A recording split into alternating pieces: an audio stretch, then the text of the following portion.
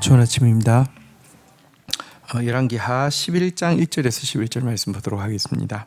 1절 아시아의 어머니 아달랴가 그의 아들이 죽은 것을 보고 일어나 왕의 자손을 모두 절멸하였으나. 여러분, 그 아달랴는 그 이세벨의 딸이잖아요. 근데 이세벨하고 꼭 닮았습니다.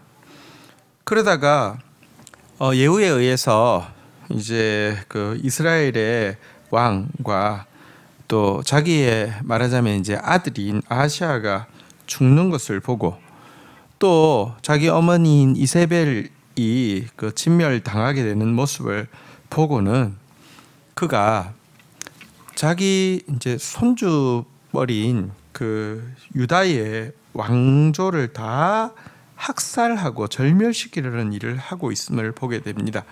그리고는 왕위를 자기가 찬탈하려고 하는 것이죠. 이 같은 학살의 모습은 사실은 그 배후에 있는 사단의 모습을 잘 보여주고 있습니다. 하나님께서 사단을 숭배하는 아합의 이 가문에게 기회를 계속 주셨지만 회개하지 않자 이제 말씀대로 절멸되자 이것에 대한 복수로 하나님의 구원 계획에 사용되어질 다윗의 자손들을 다 절멸시키려고 하고 있는 사단의 그 뭐랄까요 분노와 음모를 여기서 보게 되는 것입니다.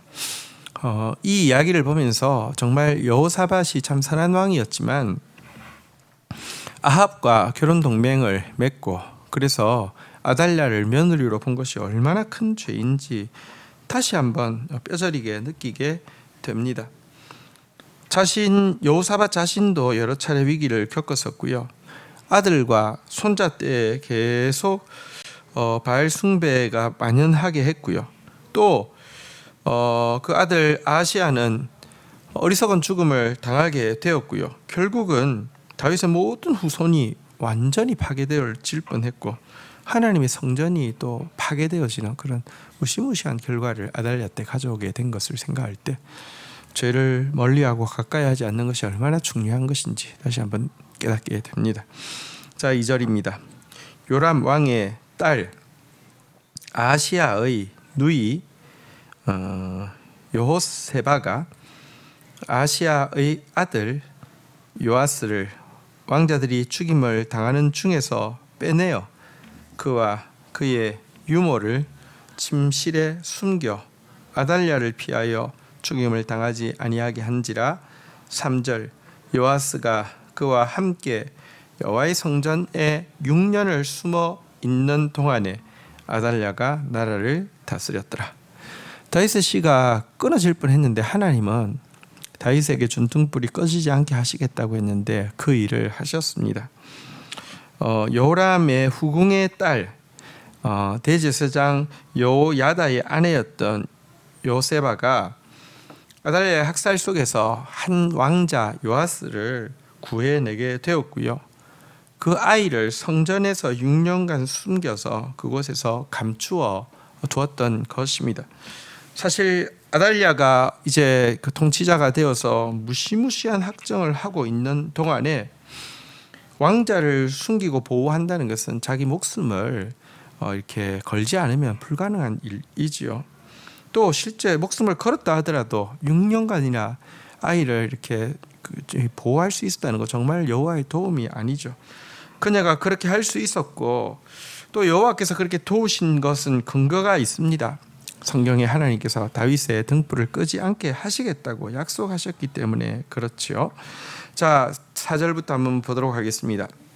7째 해에 여호야다가 사람을 보내 가리 사람의 백부장들과 호위병의 백부장들을 불러 데리고 여호와의 성전으로 들어가서 그들과 언약을 맺고 그들에게 여호와의 성전에서 맹세하게 한 후에 왕자를 그들에게 보이고 5절 명령하여 이르되 너희가 행할 것이 이것이니 안식일에 들어온 너희 중 3분의 1은 왕궁을 주의하여 지키고 6절 3분의 1은 수르 문에 있는 문에 있고 3분의 1은 호위대 뒤에 있는 문에 있어서 이와 같이 왕궁을 주의하여 지키고 7절 안식일에 나가는 너희 중 2대는 여호와의 성전을 주의하여 지켜 왕을 호위하되 8절 너희는 각각 손에 무기를 잡고 왕을 호위하며 너희 대열을 침범하는 모든 자는 죽이고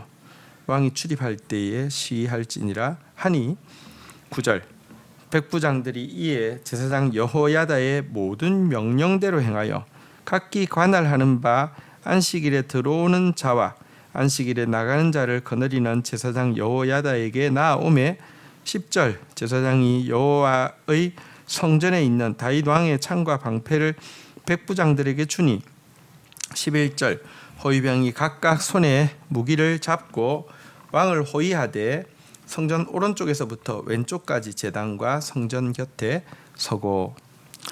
자, 6년이 지나고 이제 7살이 되었을 때에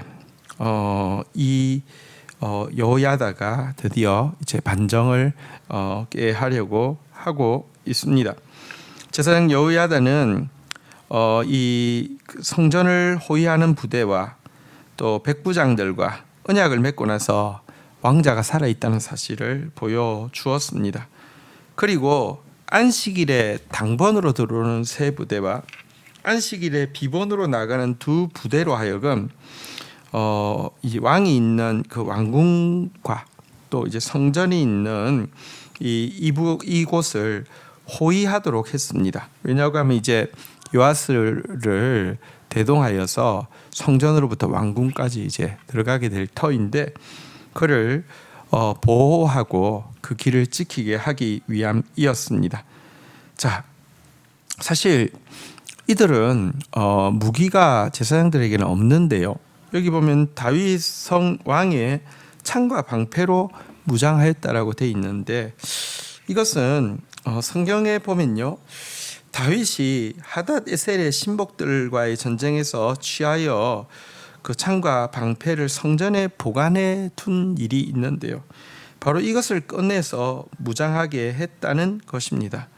과거 다윗이 예루살렘 성전을 건축하기 위해서 많은 준비를 한 것이 솔로몬 때에 사용되어진 기록이 있지만 다윗이 하닷 에셀에게서 빼앗은 창과 방패가 훗날 그의 자손을 지키는 일을 위해서 사용되어지고 있는 것 보면 우리가 준비한 것, 하나님 안에서 준비한 것은 하나도 헛되지 않고 하나님께서 선용하신다는 것을 잘 보여주는 이야기라고도 할 수 있습니다.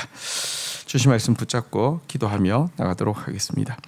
하나님, 악과의 결탁이 얼마나 무시무시한 결과를 내는지, 또 사단의 머리가 깨어지자 사단이 예수 그리스도의 혈통을 끊기 위하여서 어떻게 악을 행하는지 아달랴의 무시무시한 만행을 통하여서 보게 됩니다.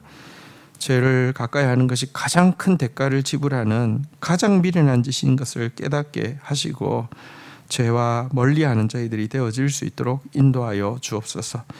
이 절체절명의 다윗의 왕조가 끊어질 위기 가운데서 하나님의 사람이 하나님의 약속의 말씀을 믿고 하나님의 보호하심 가운데 요아스를 지켜내고 또 때가 되매 다윗이 준비한 창과 방패를 가지고 요아스를 왕으로 세우는 일을 보게 됩니다. 하나님의 말씀은 그대로 이루어지는 것을 믿습니다. 또 하나님 앞에서 바르게 준비한 것이 아름답게 선용되어지는 것도 봅니다. 하나님 말씀이 이루어지는 일을 위하여서 준비하고 말씀을 신뢰함으로 말미암아 말씀을 위하여서 위기를 또 감수하는 그런 믿음의 사람으로 저희들도 살 수 있도록 인도하여 주옵소서. 예수 그리스도의 이름으로 기도 올립니다. 아멘.